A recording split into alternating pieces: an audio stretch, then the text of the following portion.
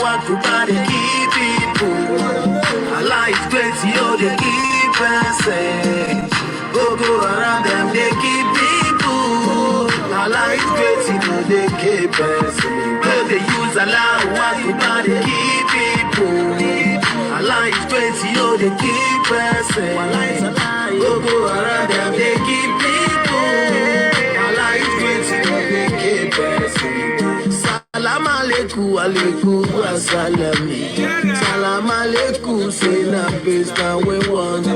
But no be Muslim, is not a Christian. And we're there for Bible, make we kill ourselves. Salam alaikum, alaikum assalam. Salam alaikum, say na peace now we want.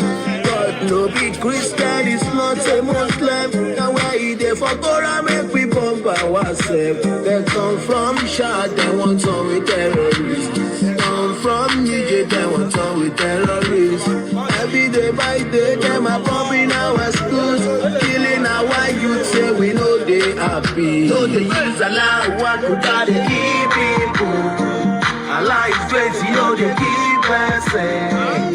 Go around them, they keep people. Allah is great, you know they keep person. But they use Allah, what could they keep people?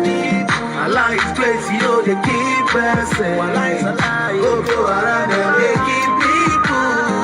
Allah is great, you know they keep person. Prophet Muhammad is the road to Allah. Prophet Muhammad no they give for Allah. They preach peace to the unbelievers. Change your ways and turn to Allah. Prophet Muhammad is the road to Allah. Prophet Muhammad no they give for Allah. They preach peace to the unbelievers. They can change our ways and turn to Allah. The wages of sin, say my brother na death. Wages of sin, say my sister na death. Repent and have eternal life. Make you feel back our guests. Now we know they happy. Know they use Allah, walk about the key people. Allah is great, yo, they keep person. Go around them, they keep people. Allah is great, yo, they keep person. Know they use Allah, walk about the key people. Allah is great, yo, they keep person. Go around them, they keep people. Allah is great, yo, they keep person. Know they use Allah, walk about the key people. Allah is great, yo, they keep person. Go around them, they keep people. Allah is great, yo, they keep person. Know they use Allah, walk about the key people. Allah is great, yo, they keep person. Go around them, they keep people. Allah is great, yo, they keep person.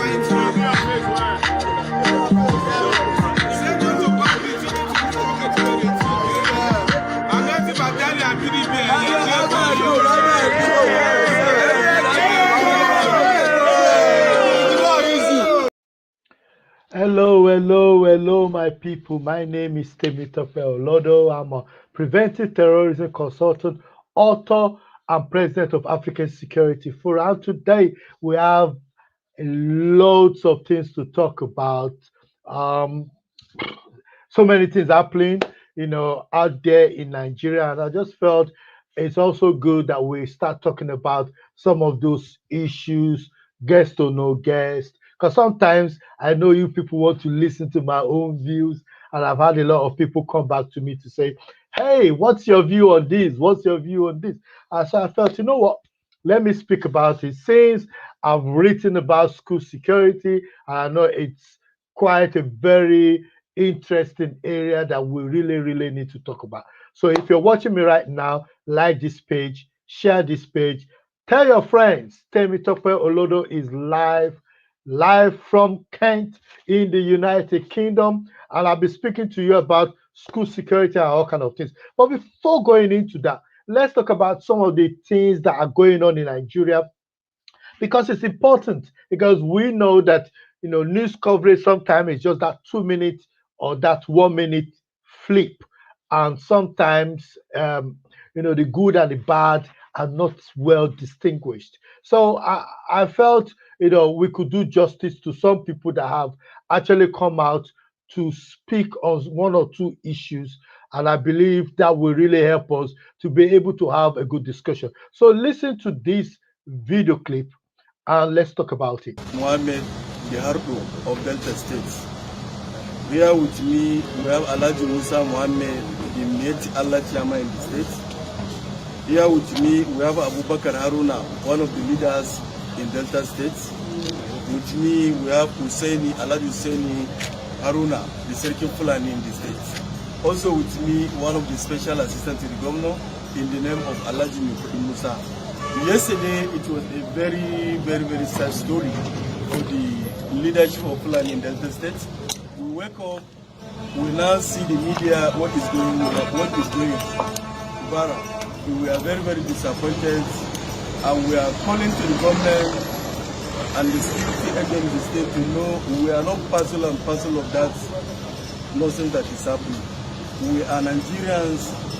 We have a good understanding. We are with our host community, and we are calling on the government to make sure they fish out those people that are publicating that.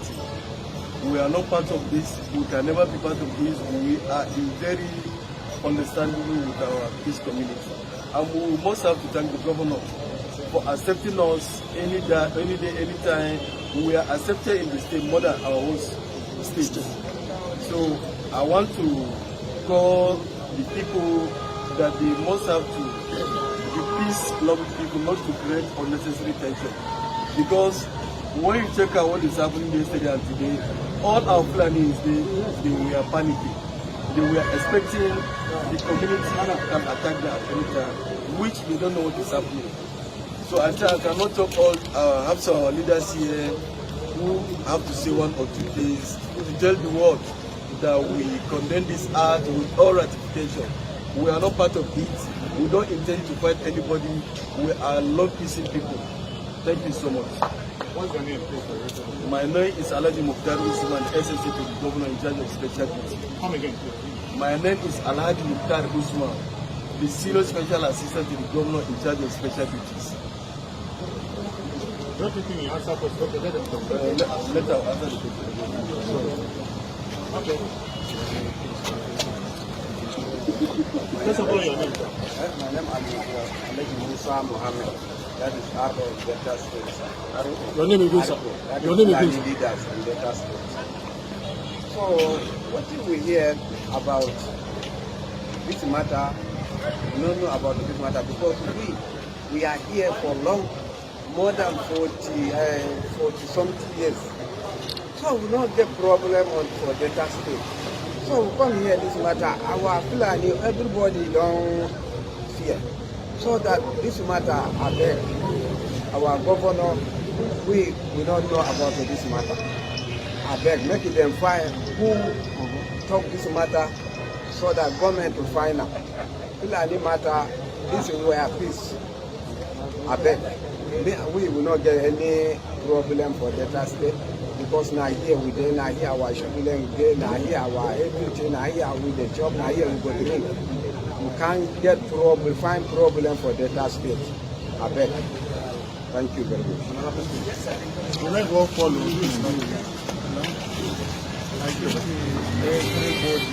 Everybody. My name is Abubakar Haruna. I'm the leader for our people planning for the Delta. I hear the thing what will happen. We ourselves, nobody, our people say they come attack another person or governor. That will not be true. Every day they want our boy for that thing. The thing, if you know that thing happen now, they use our power. Now you will more than something years we did there. We will not find trouble. Would they help anything what governor they want to do with the help? Would they pray governor make them go in? We don't want problem for other people. Now here they our kids. Would they children, our cow, our everything are here. They know anybody, any our plan will say one come attack another person or governor town no be like no be true in our life. No be our people they do that one. Make the governor try to find people where they can't do that kind when they need John trouble, they need come join our. Thank you so much and welcome on board, Barrister. We have Barrister Adebola with us today. Thank you so much, sir. Thank you so much for your time. You need to unmute yourself. Okay, excellent. Welcome, sir. We started the program looking at a video that went viral. Well, of course, this kind of videos don't go too viral because it's not good news. Apparently, what happened was that some people circulated news in Delta State that the Fulanis were going to attack the governor's house or governor's quarters and attack the people. And they promptly did the right thing. They called the media together and denounced that story. Now, what I was hoping for was that the security service will, because I saw the leaflet actually that says we are coming, and the picture they used for that leaflet was pictures of Boko Haram, which shows that the people are just mischievous. But what we need to do now is start dealing with fake news.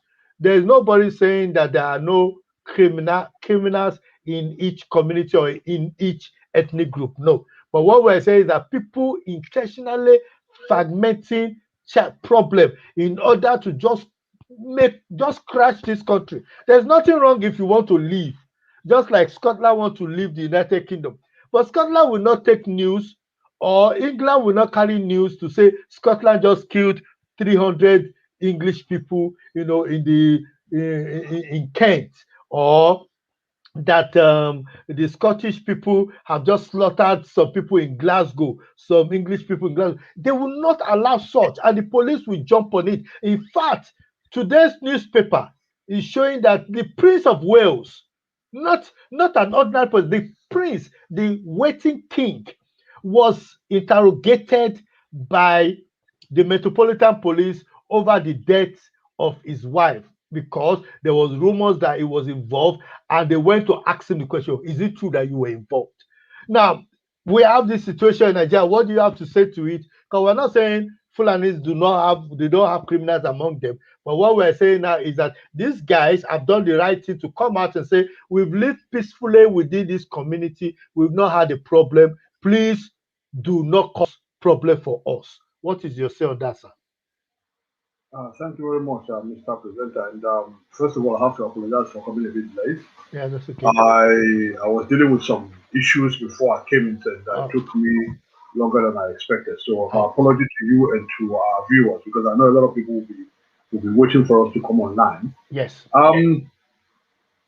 So I jumped in at the middle and heard what the guys are saying, which gladdens my heart, because I have long been expecting something like this to happen. You will recall that a couple of times on this program, I have always been maintaining that the issue of herdsmen and Fulani, whatever it is people are talking about, is a classical case of people giving a dog a bad name in order to hang it. And I remembered I asked a rhetorical question many weeks ago, that people now clamoring for whatever it is they're clamoring for now, on the guys that the Fulanis are kidnapping their women, slaughtering them, and raping them and everything. And I asked that question. I said, are they now telling us that the Oyenusis and the Babatunde Folorunsho's of the Yoruba land have now retired and left everything for the Fulanis? Or what are we talking about? Because like you said earlier on, in every tribe, there are good, there are bad, and there are ugly people. That's no gainsaying the fact. That's the truth. So for me, I believe we need to call a spade a spade. And we are all living witnesses to most of the people that have been apprehended after any banditry or kidnapping has happened, when a lot of news have gone haywire, saying, it is the Fulani people, blah, blah, blah, blah, only for us, when the police now did their job and apprehend the culprit, only for us to find out that they are just people like you and me, either Yorubas or Igbos. The man that was killed in his farm in Ibadan, who came from diaspora, I can't remember his name now, is a case in point. Because I remembered when the man was killed in his farm, that was what prompted Sunday Igboho to go and give the Fulanis in his domain 7 days notice, if you recall. And I remembered at the time, Governor Makinde came out and said the man's death has some political connotations to it. The man's father, also from the news that we read, came out to say the same thing, but nobody listened to them because the narrative in town is the Fulanis are killing and maiming our women and raping them and killing our people and all that. Everybody went to town with it because it sort of rings true with the narratives in their own mind. That's why for me, all the time on this program, I've always been saying, hey, listen, let's look with it, because the fact that everybody is talking about Fulani herdsmen and everything, I said it that for as long as we continue to do that, we may not be able to tame what is going on in the country. Because a lot of people are hiding under the guise of this Fulani narrative now to commit a lot of atrocities. We've just seen, even this week alone, we've seen about 2 or 3 other people that have been apprehended now who are nothing close to Fulanis. And the question I keep asking myself is this, I keep asking many people is this, because Fulani has a distinctive language which is called Fulfulde. How many Yoruba man, a typical Yoruba man, knows what Fulfulde sounds like? How do they recognize that the people that they saw kidnapping or anything are Fulanis? Because trust me, I told you I was born and I lived over 30 years of my life in the north before I came to the United Kingdom. I never lived in Yoruba land. Sometimes I find it difficult, to distinguish between Fulani and a typical Hausa man. And I'll tell you another thing. There are certain areas in the north that you go to, like in Borno and all that. You can hardly distinguish between a typical Hausa man and a Fulani. So how does an ordinary Yoruba man who has never gone beyond Bokoja knows the difference between a Fulani and a Hausa man? These are the questions I keep asking, and I've not been asking this to belittle anybody's intelligence or anything, but just to caution us, to make sure that if we are all altruistic in our minds about putting an end to this insurgency and everything, we need to sit back and begin to look beyond the Hausa Fulani narratives, because a lot of our own people are committing loads of atrocities, and we are all blaming it on Hausa Fulani, which is now complicating issues for the security agencies themselves, because when you put a narrative out there that it is Fulani or whatever that's causing it, whoever is doing the investigation will be looking for that specimen, not knowing that the specimen that they need to be looking for is quite different from what you are putting out there. So we are in our own little ways now compounding the issues that we have in Nigeria. Perhaps maybe that explains the reason why the insurgency has lasted this long. Because if we had all sat back and be objective enough in our views about what is going on in Nigeria, perhaps we would have been able to surmount this problem. That is my own take on it. And like I said at the beginning, I'm glad that the Fulanis themselves are coming out now to absolve themselves about all this claim, because a lot of fake news is going on out there.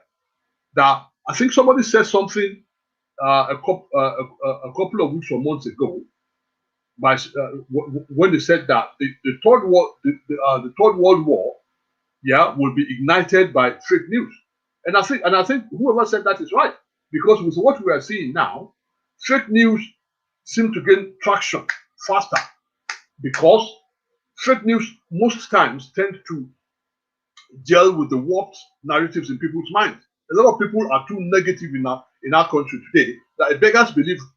Because for me, It's like sometimes I can't even recognize my fellow Nigerian men anymore, men and women anymore, with the kind of things that comes out of their mouth and the kind of reasoning that comes out of their head. And I'm like, and I'm talking educated people now. I'm not talking about illiterate. I'm talking of educated people, not only educated people who are living in Western world. People you would expect to have been exposed to the other side of the world to see how things are done. Sometimes when they come out with some certain garbages in their mouth, you begin to wonder.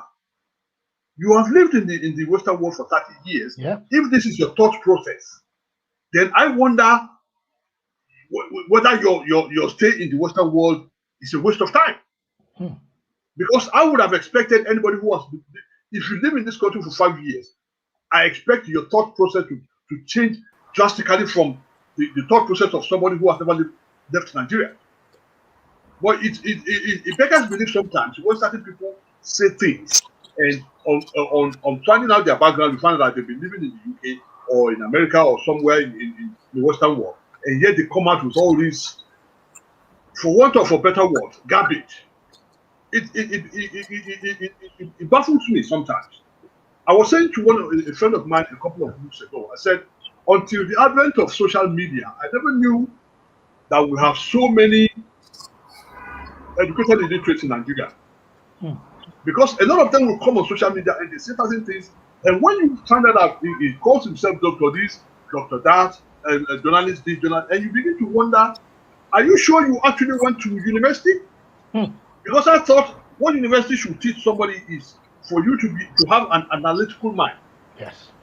When something comes, because that is, for me, that's the essence of education. Because if you're educated, I think Dr. Tupa Okadibu said something which resonates to every time I see things like that. I remember it. He says, if your education does not preclude you from, does not make you to think beyond your ethnicity or your religion, then your education is a waste. If I have a child who I'm spending my money on to go to university and he cannot think or see beyond his ethnicity and his religion, I will ask him for a refund of the money I spend on him. Because to me, that's a bloody waste of my money. So these are the things that we see going on. But like I said, I'll go back to what I just said earlier on. I'm happy the Fulanis are coming out themselves now to say whatever is going on now has nothing to do with us. Reporting all these stupid fake news that's going on now. Whoever posted that thing out, I want them to come back now, to maybe report what the Fulanis are saying now. If not, then shame on them. Because I've already said it, many of these people should bury their heads in shame because they want out of Nigeria, they want the country to burn, and I believe strongly that God has a hand in Nigeria. Nigeria will not burn. Instead, these people are the ones that will burn in hell. And that is always my prayer every day. Because the country, some people sacrificed their lives. Millions of people died to keep Nigeria warm. How dare people who were not around when I said it, I was a child when the Civil War was going on. And I saw things that a child shouldn't see, that even till today, sometimes I still have some kind of deja vu moment just thinking about it. And yet some miscreants who were born yesterday, who has never seen war before, are now talking of war, beating the drums of war, talking of as if they have the monopoly of violence. It's crazy. But like I said, Nigeria will not burn as far as I know, because a lot of people like us are praying for the country to continue to grow from strength to strength, and it shall continue to go from strength to strength. Those who want Nigeria to burn, they are the ones that will burn in hell. Thank you so much for that analysis, and I know we have with us Professor Ali Alao has just joined us. But before he makes one or two comments, I felt I should also play this video, which I believe will give him the much needed boost for him to comment on this. So watch this video. Look for foreign support to save this nation. This is my position, Mr. President. We must rise to it. They are killing people in the east, in the west, in the south, in the north. We should shut down the National Assembly. Let's shut down. If we cannot save this country, we stay in our homes. Our country is bleeding. People are in poverty. There's no food. People are hungry. Insecurity is threatening us.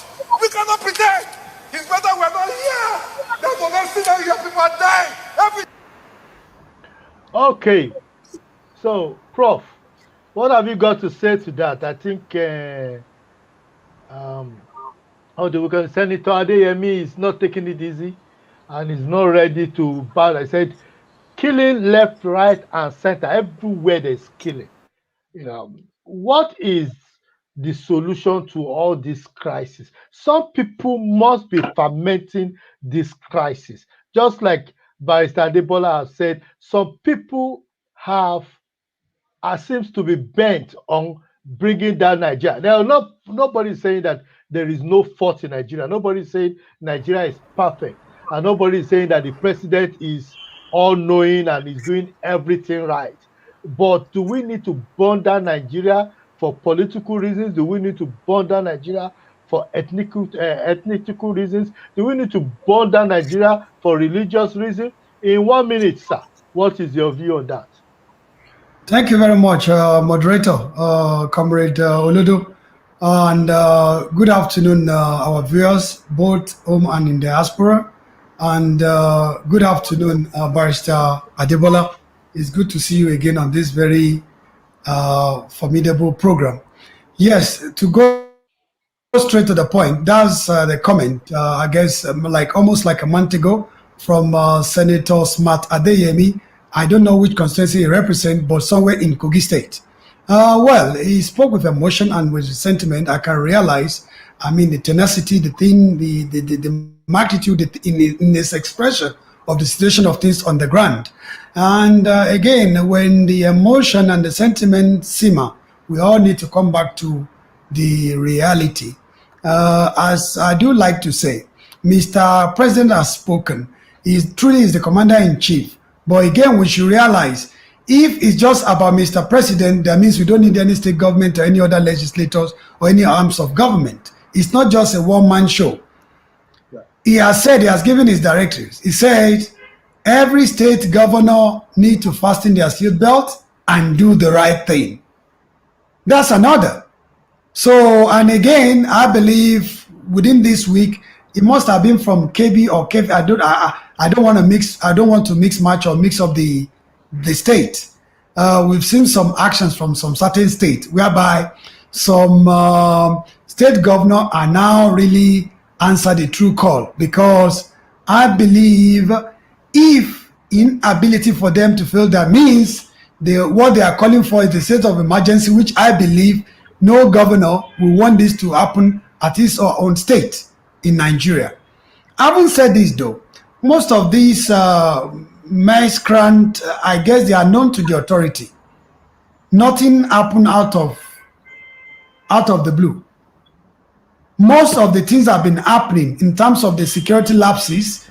These the miscreant or the culprit being known to the law enforcement agent or even to the locals. We even hear that a sound warning has been given to some of the state chiefs or like monarchs that they need to sit tight. If they are caught, they will be in trouble. So it's like more or less like aiding and abetting. I mean, some saying it's due to lack of some sort of ammunition and the rest of it. What about the human intelligence? When the 200 people, not chicken, not mice, not cockroaches, got round up somewhere, they will need at least 10 automobile vehicles to what? To ferry these people to where they are going to take them to their hiding place. So how come? Is it that, and this happened even in the broad daylight, is it that people doesn't see the movement of these people? Is it that they never came across any kind of checkpoint? So these are the questions that we need to ask ourselves. So I believe until we all see that this problem of insecurity issue is not just a state governor or the police or the other law enforcement agents issue, is everyone's issue.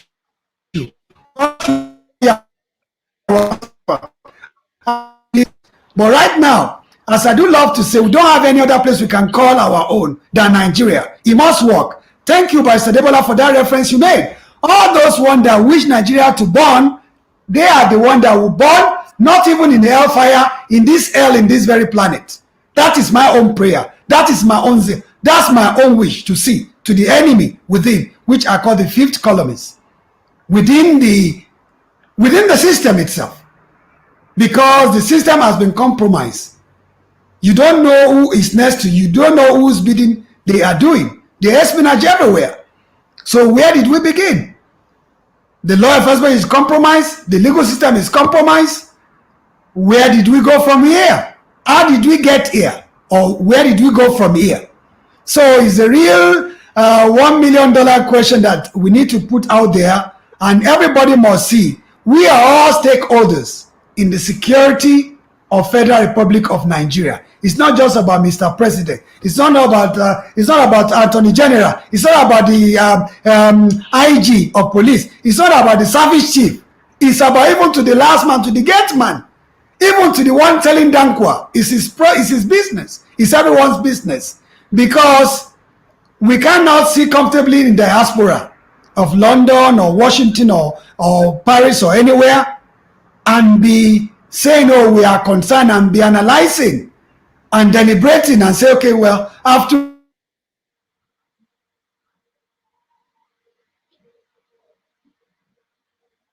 Okay, seems as if Nepa has done his thing with Professor Lealau. Let me why we wait for him to get back to us. I think it's appropriate at this point for me to why we wait for him to come back live. Not after all. Okay, Prof is back. Okay, is it back? Okay, sorry, Prof. You cut off at one point. I think Nepa cheated you at one point. So let's hold fire on that. Let me bring in this video because I believe it's quite important that we talk about this. As we speak, some kids in Kebbi State are still in the hands of kidnappers because they went to federal government college to go and kidnap some kids. We know the ones in Niger State, they are still there with children as little as 3 years old and 4 years old.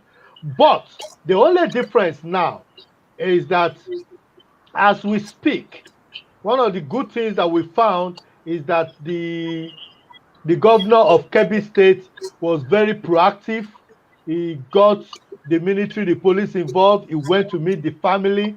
And even in the video that was circulating live and what I watched live on TV, you know, even the parents were quite pleased. Because you see, the issue is nobody is saying this is not risky.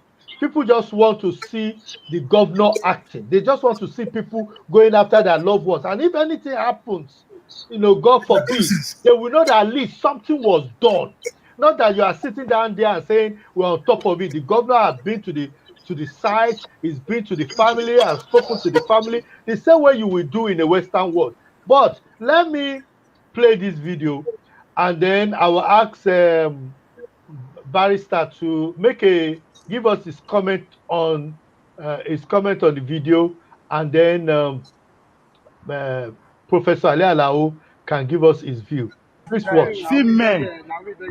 See men, see slaughter, men, everybody, fighter. You dey see the rescue, see the school children. You dey see them. No be say we know they walk, we dey walk. You dey see them. You dey see them. Rugged Saji, you dey see them.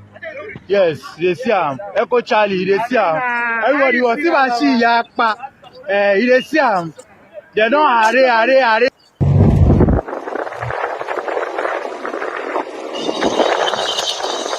So, I collect slot every time the fight don't continue. Yeah, everywhere good.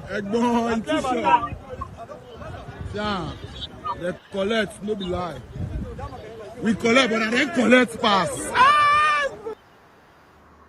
We collect, but then they collect pass.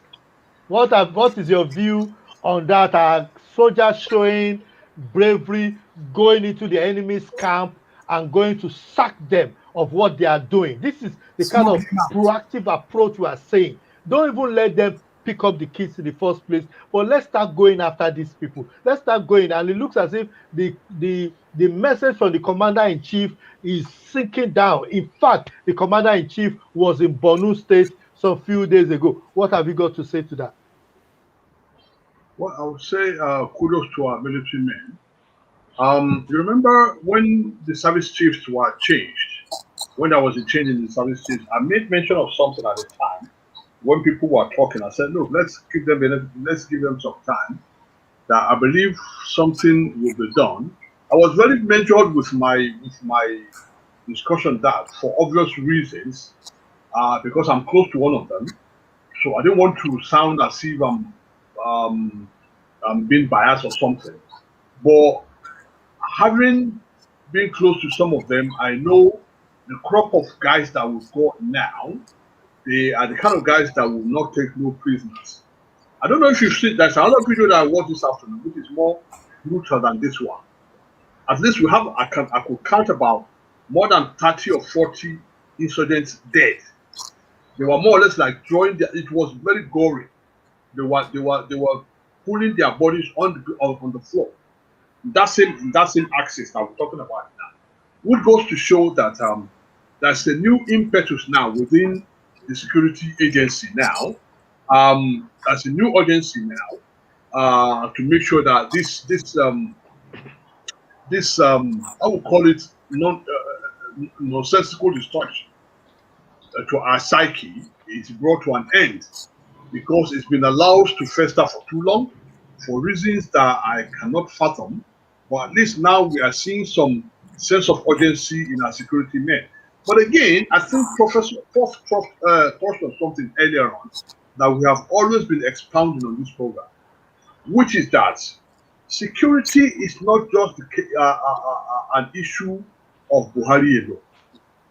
I remember, was it last week or so, I was making an allusion to the fact that the day that an average Nigerian gets up to the reality that to safeguard this country is not the exclusive preserve of Buhari alone, but that it permeates down to your governor, to your local government chairman, to your councillors, and even to yourselves.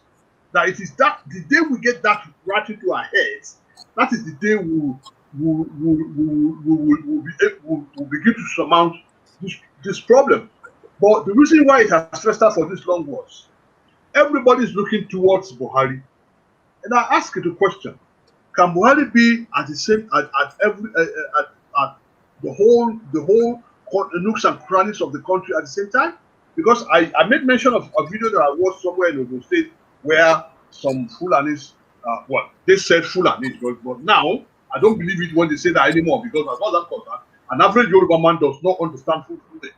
So if you cannot understand Fulfulde, how the hell can you now tell me that the person you saw abroad to somebody is a Fulani man? So I just need to bring that in for people to get into their head that everybody that looks dark is not a Fulani man. Everybody that looks dark is not a Fulani man. So let us get that straight. So if we begin to come back to our senses now and begin to take every individual for who they are instead of labeling a whole tribe, then we'll begin to get the grasp of what is going on in our country.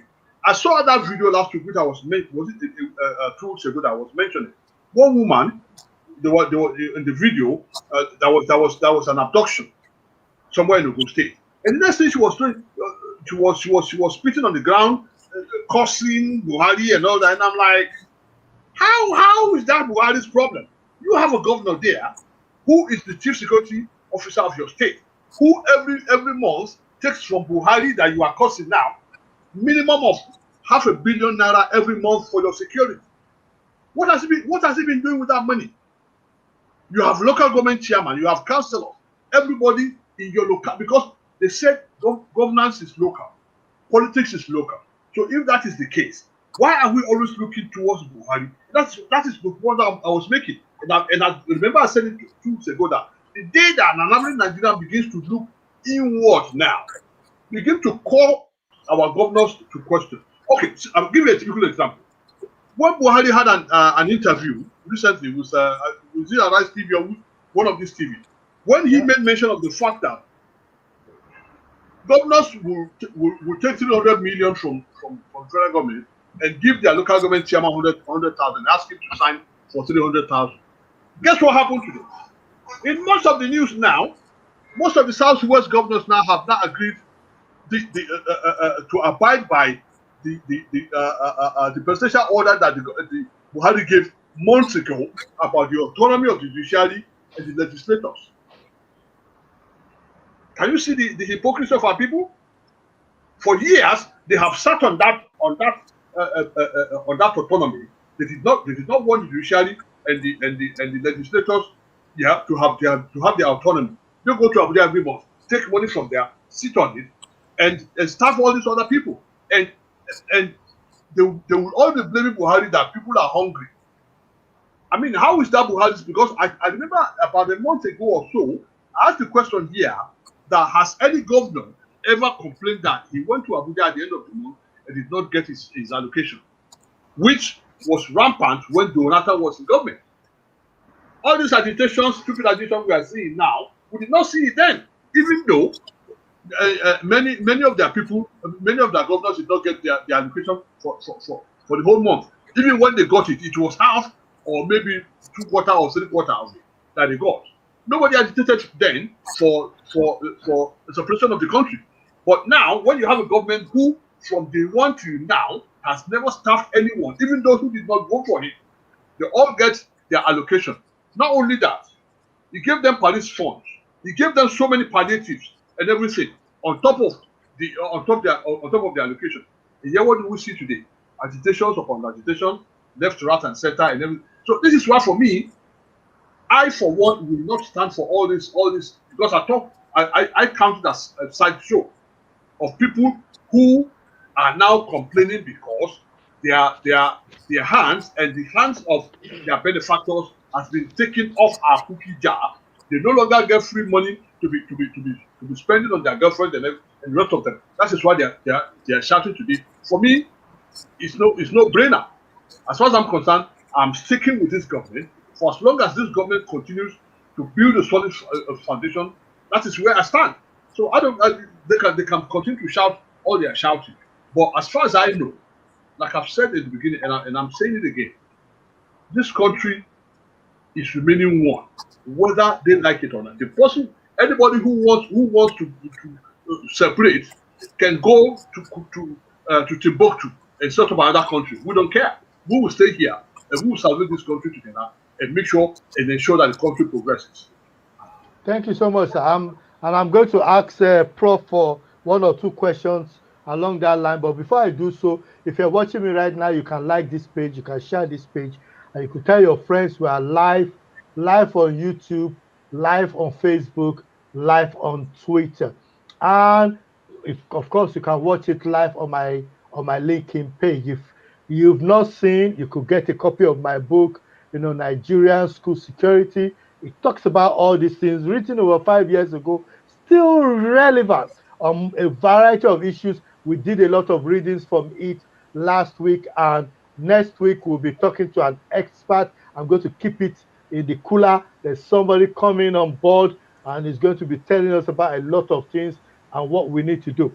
But while we're still on that, it is sad to say that incidents are happening in Nigeria, which cause us to ask questions about our security services and agencies. This afternoon, I saw a very glossy document issued by an agency in Nigeria, and I won't mention their name because their name is out there. And they're talking about how they dealt with an emergency issue, how they actually dealt with it quickly, and the number of casualties, and they did it all glossy. But the video coming out is telling us a different thing. So viewers' discretion at this time. If you are skimmish, if you don't like seeing blood or anything, like I'm not showing any dead body, so please, I'm not. But I'm just going to show you some very disturbing scene from Lagos State. And if you are the skimmish type, please just close your eyes for the next maybe 30 seconds while that video plays, and then I will speak to Professor Ali Alao to give me his view on that, because it's one of those things that we need to bring to our attention when things are happening where we are.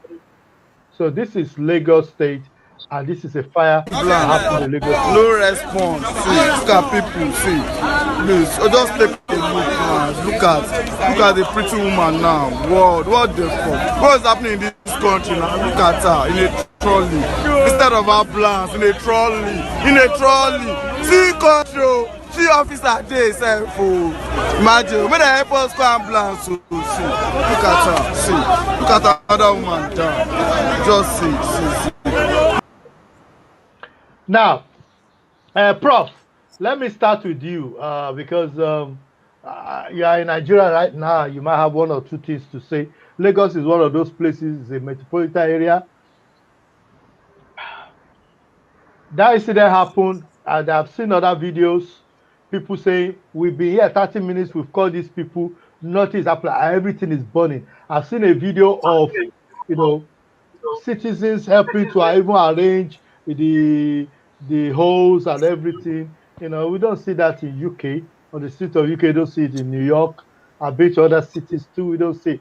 And I've never seen somebody injured, placed in a trolley. This is the first one I'm seeing. So please, Prof, what is your view on this?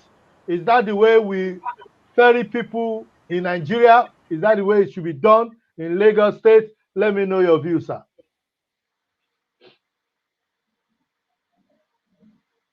Prof has frozen. So let me go to Barrister. Please give me your views on this. Yeah, it's unfortunate watching what we have just watched now. But I would like to be circumspect about it for one simple reason. That in this day and age where you have a lot of fake news and doctored news and all that, I would take things like this, not with a pinch of salt, but with a bag full of salt. For the simple fact that, as far as I know, Lagos State, is quite different from, if that had happened in any other state, I probably would have said, okay, maybe, or, but because it is Lagos State, I will take it with a very, very big pinch of salt, because I know Lagos State know they carry last. Perhaps, maybe that was what happened in interim. Something because Lagos State has too much of I'm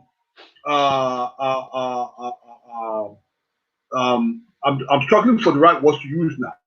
They have so many things in place to look after, to take care of any exigencies that happen for this kind of things to because all we saw was just a few seconds of a video. And the question I keep asking myself every time I look at things like this, the person running the commentary was running the commentary using his phone. Yeah? Asking, where is the ambulance? And the question that came to my head was, why didn't you just stop the bloody videoing crap and call the ambulance yourself? Is that too much to ask? No. Because we have developed this stupid attitude in Nigeria now. When emergencies like this, instead of people to come to the rescue of their fellow men, I've seen videos of where a truck with a trailer with a big trunk on it fell off on someone's leg, and instead of people to call the ambulance or to do anything, they were videoing. That is how we've sunk in our country. So for me, videoing that woman there, going that commentary, for me is as guilty as the government, because I wouldn't be there and be showing that kind of video. And even if I filmed it, I will not put it on social media. I will send it to the right authorities for them to know what they are doing wrong. Because sometimes some of these things that we do, we are just selling our country cheap to the outside world. That's true. It's maddening. The way we have sought every idiot now that has a camera just feel he's a journalist and they can do whatever they like and to start to without. I saw something on one of the platforms that all of us belong to. I saw the picture of this man who they said his side chick killed. Yes. Somebody posted the video of the dead man's, and I'm like, do we have any respect for the sanctity of human life anymore? Even for the family and the children of the young man. Yeah. That is how stupid we have come in this country. This is a man who sadly died.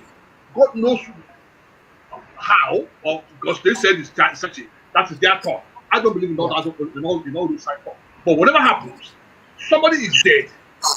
You are now taking a video of the man and putting it on social media. What the hell for? So for me, I don't buy into all this kind of stupid social media nonsense. If I have the power, anybody that posts something like that should end up in jail. But, thank you, sir. I'm going to ask Prof this question because it's a serious issue, and Barrister Alebola have highlighted it. If you do a recording of such in the UK, and you are not very careful, you could be said to be tampering with evidence. You could be tampering with investigation because that scene is a closed scene. It's meant to be a closed scene for the side chick guy. Based on the story that came out, the family and the security agencies went in and busted that door. So anybody that entered that place at that time must either be a family member or part of the security team. And for a security team to be taking videos like that, not for preservation of evidence, to be able to show how the knife was standing, where the things were, and I could see them even using their hand to touch some of the equipment, terminating the crime scene. That is a breach of everything that I know in terms of policing. And with my little time in policing, that's a breach. But let's go back to the fire explosion, gas explosion in Lagos State, where unfortunately, maybe the ambulance did not get there on time, but this lady was put in a wheelbarrow. This is a lady with burns. So normally what should happen, for my little understanding of what do you call it? Health and safety. Health and safety, the body should, first aid should have been applied, basic first aid should have been applied to that body to help preserve the skin and things like that. Nobody seems to be doing anything like that. In the UK, even when you fall, there is one nurse, one doctor, somebody that knows, that says, put him sideways, put him in a recovery stage. Look at that woman laying flat on her tummy. Nobody put her in a recovery stage. Nothing like that. People are walking around that area. All they're interested in is just recording. There's something. If I have my way, I would. Let me go to Prof. Actually, and let Prof talk about it, because I feel Lagos State, there is a lot that Lagos State should do about, in terms of awareness on first aid, that Lagos State could do. And I'm hoping that after this, I'll be sending this video to the governor, if I can send it to the governor or the first lady of Lagos State, and I'll be saying, Your Excellency, I think there are certain things that you need to do in Lagos State, because you cannot just continue like this explosion here, but trailer falling down, all kind of things. What is your view in 30 seconds, sir? And then we'll move to the next topic. Thank you for this question. Basically, I would like to just build my response on what Barrister has just said earlier on. The sanctity of human lives and property means nothing to everyday people in Nigeria of today.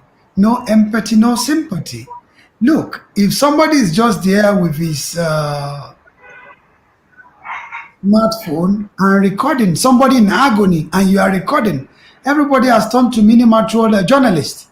What comes first? Is it the cat before the horse, or the horse before the cat? It's very unfortunate. Someone in pain, and even the privacy of this person has been eroded. But here we are. I believe Lagos is one of the few states I can say has the capability in terms of emergency. But very unfortunate. I believe this happened before the emergency services come by. First aid or the ambulance or whatnot. It's very, very unfortunate.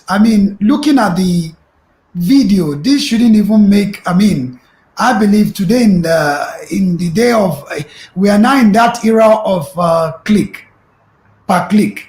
That means how many followers you have. That's show on these multinational corporations. They are really putting Facebook, Twitter, and the other social media platform, whereby some of these sort of things supposed to be censored. shouldn't be even allowed on their platform. But here we are when everything has been commercialized. All you need to do is just get your Sony camera, do the recording, put it there. From the thing, the moment it went viral, this is it. There you go. So again, I mean, I believe, as I said, in terms of the security, the same applies to health and safety, shooting only on the government, but on the citizen as well. What are the people? What are the civic rights? What are the things that citizens need to know? What are they need to put this on the common radio that everybody can hear from hour to hour. Remember, when we were young, we used to hear something about the motorists when they would say, Oni moto rora sare, Oni moto rora sare. That means the motorists, take it easy, take it easy. You know, the road is very slippery because of the rain. I don't think we have all sort of jingles any longer. These are the things the society, the community has to be sanitized in a way that they should know what to do and what not to do. And they have to do the right thing at the right time. So I believe the emergency agents can be there at all time. But these are the people that firstly got there that are supposed to, if they are inclined to the first aid, they should have applied first aid to this very person in agony instead of just putting on the wheelchair. Imagine someone is in pain. Mr. Journalist want to be, he does is just recording and making stupid commentary. So it's very unfortunate. I believe this go back again to citizenship and also as a civic duty of every single and individual, both young and old, literate and illiterate alike need to know this, what to do in this kind of situation. I hope that answer your question, moderator. Yeah, yes, it did answer my question. And at this point, I want to bring in another video. And let's use this video. I want you to watch this, please. Yeah, and that's it. One protester has been apprehended right there. He's been taken away. Our camera has been blocked, and we've been told to stop recording these shots. We have to move out of sight now. Please move. But we're still recording. Thomas, keep rolling. To a safe distance. Keep rolling. All right, more vehicles are coming. Step out of the way.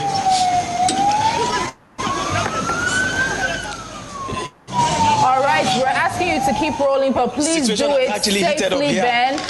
Move over, move away. If you can. A lot of the protesters who actually tried to come out have run into. Okay, you've seen the way in which our police officers arrest and the way they manage people. Prof, let me go to, because we are rounding up in 3 minutes now. So in 1 minute, sir, this was the Independence Day, Democracy Day, and protesters have their right to protest. You know, enshrined in Constitution. We didn't see the guy holding any gun. We didn't see him beating any policeman. But this is the way it's been rough handled. I'm not saying that he has a right. I'm not saying I agree with his protesting, but the way in which the police handled him, is that the right way, sir, from your view, from the video you just seen? Is that question directed at me? Yes, sir. Okay, from what I've just seen now, I wouldn't say that's the right way because, like you said, the guy is not in possession of any weapon, and I think protest is fundamental human right of every human being, whether reasonable or not reasonable. It's a fundamental. When they say something is fundamental human right, that means intrinsically you have a right to do that, but within reason. So whatever led to him running away, I'm not sure. We are not privy to it. But whatever it is that led him to run away does not give right to anyone to manhandle him. The least they can do would be to apprehend him, handcuff him if he's trying to resist arrest, and put him in a van and take him away for interrogation. Again, I guess the whole thing boils down to societal ills that we've always been talking about here. That most the leaders and the led, we all have this warped idea now about how things should be or how things are. the police that apprehended him needs perhaps proper training. I don't know, because like I said, we are not privy to what led him to run away. Perhaps maybe he dropped something. I'm trying to bring us to that area now, which is a possibility that perhaps he dropped a weapon and took a run for it, which was perhaps maybe the reason why the policemen run after him. Having said that, however, that does not give the policemen the right to manhandle him. But they have a right to pursue him if they saw that he dropped something that looks like a weapon. They have to run after him, and when he's caught, apprehend him. And because of that, they have the right. Because if, like I said, if what led to his being taken on his heels was because he probably dropped some weapon, then the policeman, after accosting him, they have a right to handcuff him, because that shows he's a very dangerous person. So they can handcuff him there, but not manhandle him. I don't believe in that. But then again, I think it's the Nigerian thing, which, like I've always said, that we as citizens must begin to readdress our minds about both. I mean, everybody within the society, we must, as Nigerians, we must begin to reassess our minds. The day we reassess our minds, the general populace will know their rights from their wrongs, and the law enforcement agencies themselves will know their limits when it comes to enforcing the law. Because in law, you can use force, but within reason. Whatever force you are using must be deemed to be reasonable. If it's above board, then you'll be called to question. So for me, I wouldn't want to be judgmental in that case, because all we saw was the guy running. What led to him being, because to me, that's for anything you see, there's always a causation in law. So we are not privy to what caused him to run. So because of that, I will have to be circumspect in the way I will talk about it, save for the fact that whatever it is that made him to run does not give the police the right to manhandle him. That's all I'm going to say about that.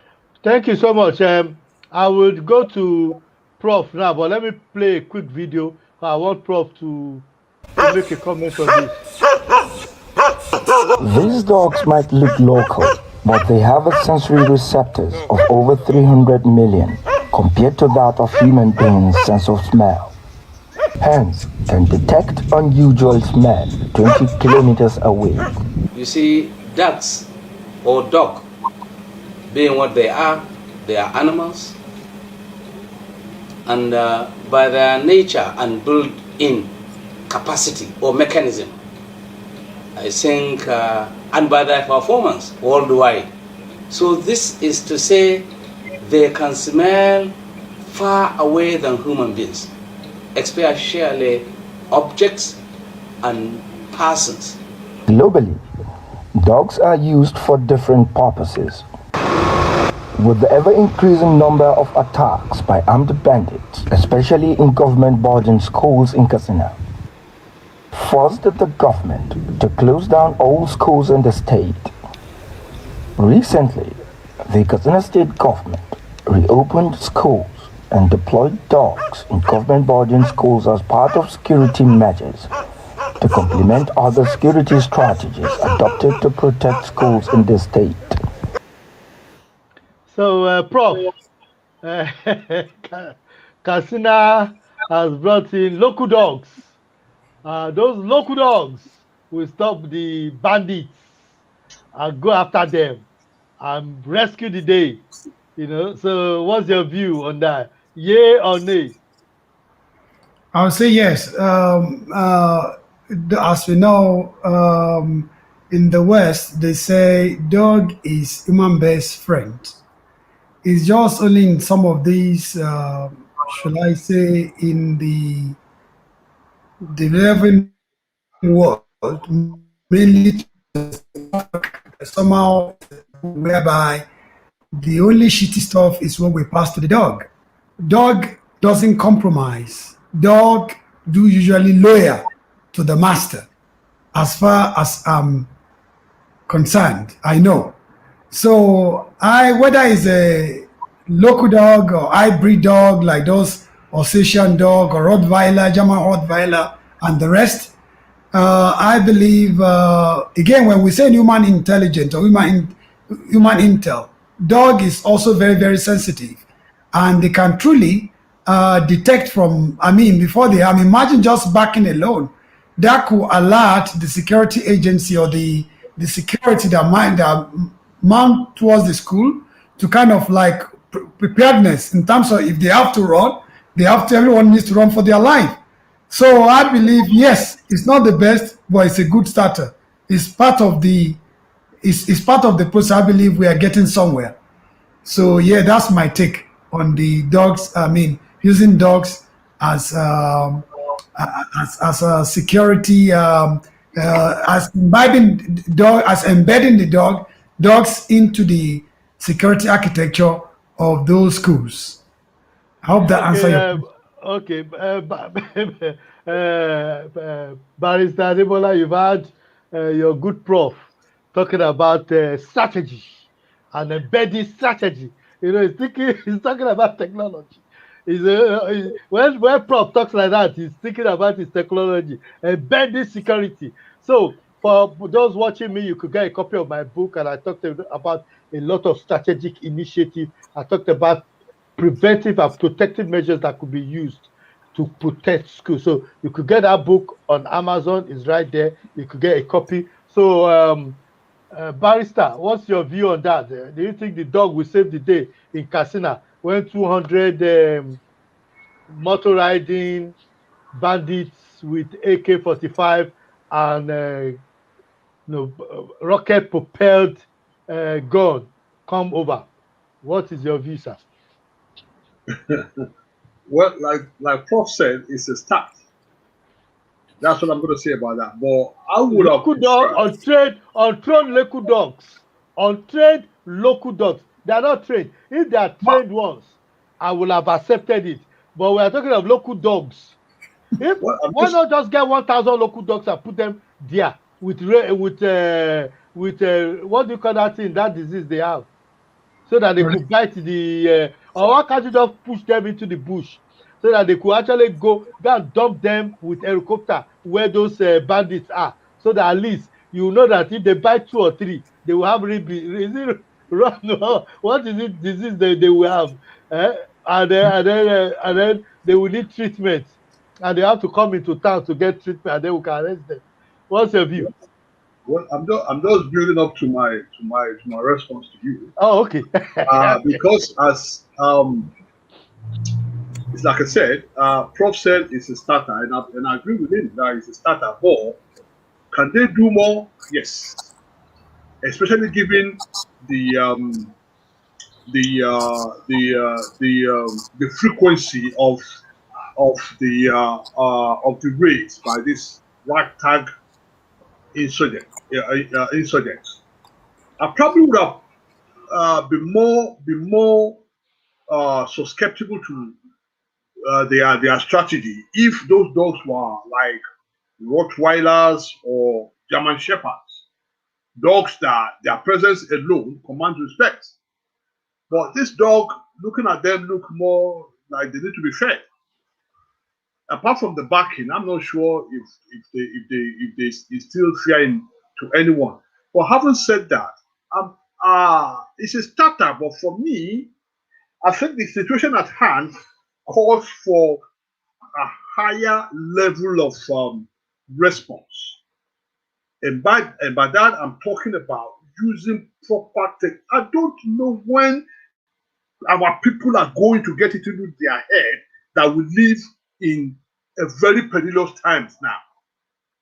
You cannot have fever and be taking aspirin to kill the fever.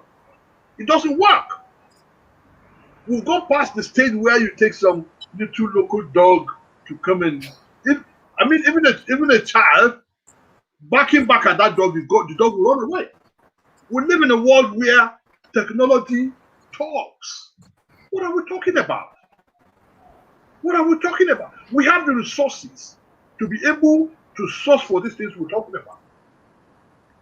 Technology, you can never go wrong with technology, especially when the people we are dealing with are illiterate, ragtag idiots like this incident. There's no way that any incident will come to the school and know how to beat whatever security technology that you put there. They'll be cut out straight away. So why are we still going in this archaic way of trying to? Well, it's a start, like I said, but for me, we've gone past the situation we are in now. I've gone past this. Somebody needs to give all the leaders of that state. If it's a shot in the head, they have to give it to them. That you've seen what has been going on. Some 200. Okay, they've got 2 or 3 dogs in the school there. How many backing that can they? How many? How long does the decibel of their backing? How far can it go? These are the issues. So that's what I'm saying. Yes, they can have dogs there. They'll have maybe to alert other security agencies that are there. But then, even if you have security agencies there, you still need you cannot go wrong with technology. That I know for sure. I'm sure you are the presenter of this show. You are a security expert too. So I'm sure you understand what I'm talking about. Technology. Just right from the gates, there must be something there that will alert somebody somewhere that a foreign person or a foreign object is entering this vicinity, and that will put everybody on alert. Before you know what's going on, the security agencies will be alerted straight away that a foreign object is entering this territory. Yeah, and before you know, in 5 minutes, the whole place is surrounded. That is how to secure our schools, not because for me, as far as I'm concerned, the dogs that I saw now, they are no different from the ragtag army that's tormenting us. So you cannot kill a rat with a rat. If you want to kill a rat, get something mightier than a rat. That's my own taking on this. Okay, let me, before we finish, and I'm going to ask for your individual comment, for those that might not be aware, I actually wrote a book called The Rules of Engagement. This is the old version of that book, The Rules of Engagement. That's that book. But actually, there's a new revised version of that book, and you could get it live on YouTube. So people have been asking me about it, and I just felt, you know what, let me tell you about it. It's called The Rules of Engagement, how to do engagement. So if you want to get a copy, you could go live, or you could go to Amazon and get it, or you could go to my website www.trans.org. You can go there and get a copy. So now at this point and junction, as we excuse, let me just use this opportunity to thank Professor. Let me first thank Barrister Adebola for giving us the time and his order, and we really appreciate you, sir. God bless you. Let me also thank Professor Ali Alao, live from Nigeria. We're expecting you back in the UK. Please don't disappoint us. Please come back. We need you back. Taking too long. We want him now. I want you now. So as we end, I'll say to our viewers, you can like this page, share this page, and please get ready. Join us again 5 p.m. same time on Saturday next week, where we'll be having our special guest who will be joining us and talking on special issues. And I'll be looking forward to seeing you there and getting your comment. But we cannot end this segment without playing that our favorite song. We've got another one. We'll play that one next week, Saturday. But as of now, please enjoy this beautiful song.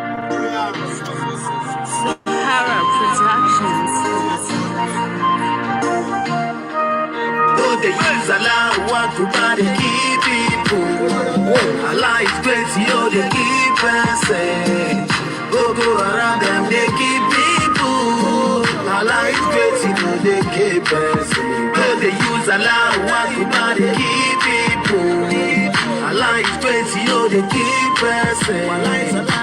Boko Haram, them they keep people.